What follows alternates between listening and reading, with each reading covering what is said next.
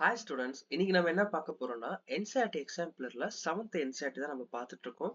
நேத்து நம்ம 2 days முன்னாடி சிக்ஸ்த் பார்த்துருந்தோம். இன்னைக்கு 7th நம்ம பார்க்கலாம்.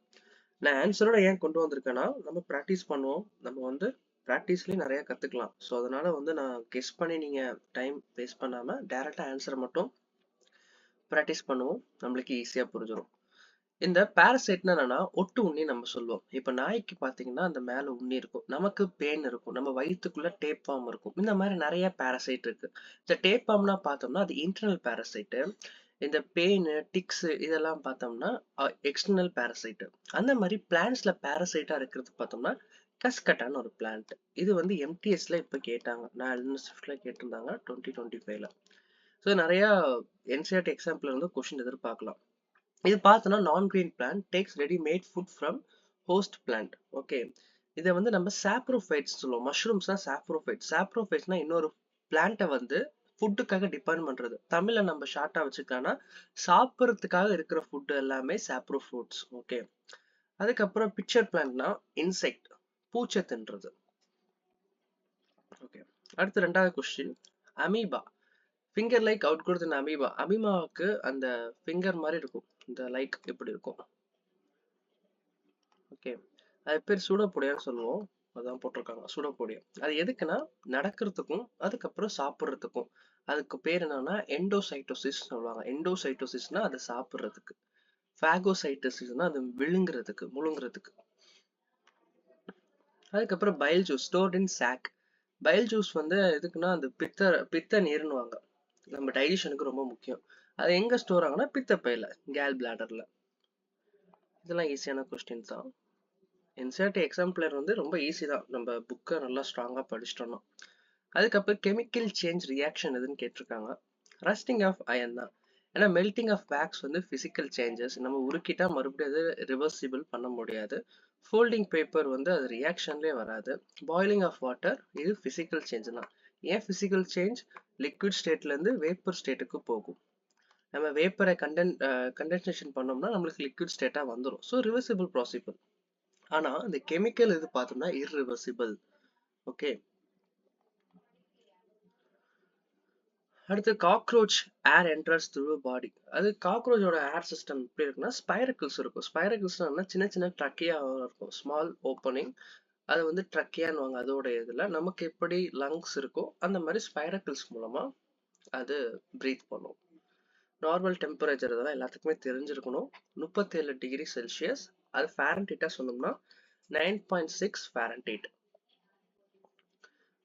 Okay, the process of heat flows from hotter end to colder end. இதெல்லாம் கேட்டுக்கிட்டே இருப்பாங்க அந்த கொஸ்டின்லாம். Conduction, answer conduction. கன்வெக்ஷன்னா நம்ம சுடுதண்ணி பாத்திரத்துல இங்க ஹீட் பண்ணி உள்ள இருக்க தண்ணி கொதிக்குதுல, இது கன்வெக்ஷன். ரேடியேஷன்னா சூரியன் டைரக்டா எந்த ஒரு மீடியம் இல்லாம எர்த்துக்கு வருதுல, இது ரேடியேஷன். அப்சார்ப்ஷன்னா உரிகிறது. ஓகே, இங்க பாருங்க, கன்வெக்ஷன் பார்த்தா லிக்விட் அண்ட் கேஸ். ரேடியேஷனை பொறுத்த வரைக்கும் there is no required any medium, எந்த மீடியம் இல்லாம அது பாட்டு டிராவல் ஆகும். அதுக்கப்புறம் லிட்மஸ் பேப்பர். லிட்மஸ் பேப்பர் எதுக்கு யூஸ் ஆகுது?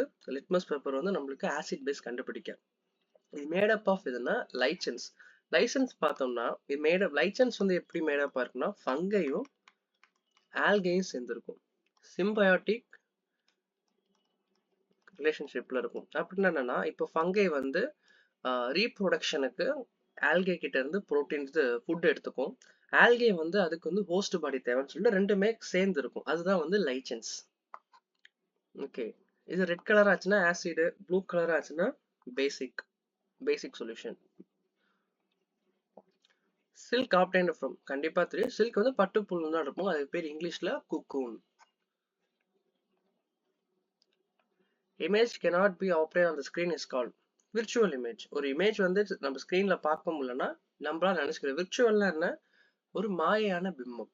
பிம்பம்னா இமேஜ், மாயைனா இல்லாத நம்ம நினைச்சு அதை இமேஜ் பண்ணிக்கிறது. The movement of pollen from anther to stigma. anther இருந்து ஸ்டிக்மா போறது பேர் என்னன்னா pollination. இது ஆர்ஆர்பி ஏஎல்பில கேட்ட கொஸ்டின் 2024ல.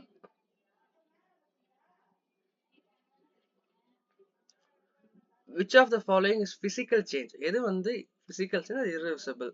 ரப்பர் பேண்ட் ஸ்ட்ரெச் பண்ணா மறுபடியும் வந்துடும். கட்டிங் ஆஃப் wood, இதுதான் நம்ம வெட்டினாலும் மறுபடியும் நம்ம இது பண்ண முடியாது. ஓகே, ஃப்ரீசிங் ஆஃப் வாட்டர் இதெல்லாம் நம்ம இது பண்ணிக்கலாம். எத்தனை சாம்பர்ஸ் இருக்கு ஹார்ட்ல? ஹார்ட்ல வந்து 4 சாம்பர்ஸ் இருக்கு. அதுல வந்து ரைட் ஆர்ட்ரிக்கல், லெஃப்ட் ஆர்ட்ரிக்கல், லெஃப்ட் வென்ட்ரிக்கல், ரைட் வென்ட்ரிக்கல்னு. இது எதுக்கு நம்ம சாம்பர்ஸ்னு பார்க்கணும்னா, நம்ம ஹார்ட் வந்து ஆக்சிஜனேட் பிளட்டும் டீஆக்சிஜனேட் பிளட்டும் சேராம இருக்கிறதுக்காக.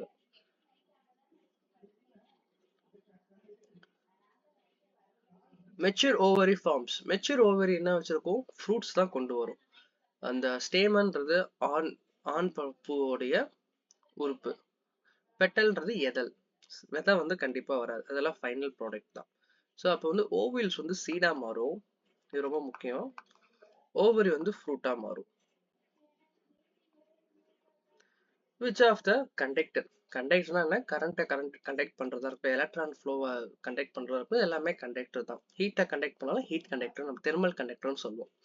அப்போ ஸ்டீல் ஸ்பூன் தான் இதுல கண்டக்டர். பிளாஸ்டிக், வுட், ரப்பர் இது எதுவுமே இது பண்ணாது. என்ன கொஸ்டின்லாம் ஈஸியா இருக்குன்னு நீங்க நினைக்காதீங்க, இது வந்து புக் பேக் கொஸ்டின் இப்படிதான் இருக்கும். நம்ம வந்து இன்னும் எக்ஸ்ட்ரா லெவல் பார்க்கணும்னா நம்மளுக்கு பிவைக்யூ, அதுக்கப்புறம் ஃபேட்மேனு, பிளாக் புக்கு, இந்த மாதிரி நிறைய புக்ஸ் எல்லாம் இருக்கு, நம்ம அதில் கூட சால்வ் பண்ணிக்கலாம். பட் நம்ம என்சிஆர்டில இந்த மாதிரி பேசிக்கான கொஸ்டின் நம்ம ஸ்ட்ராங் ஆகினாலே 75% நம்ம ஈஸியா மார்க் வாங்கிடலாம். ஹீமோகுளோபின் வந்து ஆக்சிஜன் கேரி பண்ணிட்டு போறதுக்காக இருக்கு. அதே மாதிரி டிரான்ஸ்போர்ட் ஆல் பாடி, நம்மளுடைய எல்லா பாடிக்கும் அந்த பிளட் சர்க்குலேஷன் போகணும், அந்த ஹீமோகுளோபின் ஆக்சிஜனை கேரியரா யூஸ் பண்ணிட்டு இருக்கு. குளோரோஃபில் வந்து பிளான்ட்ஸ்ல இருக்கும், இதுக்கு வந்து மெக்னீசியம்னா, இதுக்கு வந்து அயன்.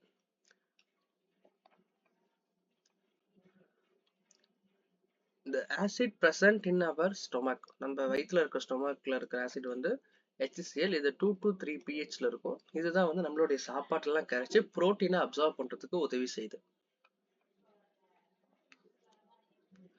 இன்செக்டிவரஸ் பிளான்ட் நான் சொன்னேன் ஆல்ரெடி, நம்ம பிக்சர் பிளான்ட்னு ஒன்று பார்த்துருந்தோம். பிக்சர் பிளான்ட்டுமே இதோட எக்ஸாம்பிள் தான். அதே மாதிரி வீனஸ் ஃபிளைட் ட்ராப், இதுவுமே வந்து பூச்சிகளை தின்றது தான். இது grow in nitrogen deficient soil, nitrogen கம்மியா இருக்கிற இடத்துல தான் இது க்ரோ ஆகும். இது வந்து கொஸ்டின் கேட்கலாம். அது நைட்ரஜன் கம்மியா இருக்கனால அது பூச்சிகளை சாப்பிட்டு நைட்ரஜன் அதுக்கு அதிகமா எடுத்துக்குது பூச்சில இருந்து. ஒரு பெண்டுலம் வந்து மூவ் ஆகுதுன்னா அது இதோட எக்ஸாம்பிள் பீரியாடிக் மோஷன். அதே வந்து எல்லாம் ஸ்ட்ரைட் லைன்னா அது வந்து ரெட்டிகுலர் மோஷன். அதே சுத்தி இருந்துச்சுன்னா சர்க்குலர். ரேண்டம் மோஷன்னா ஏதாச்சும் சீரற்ற.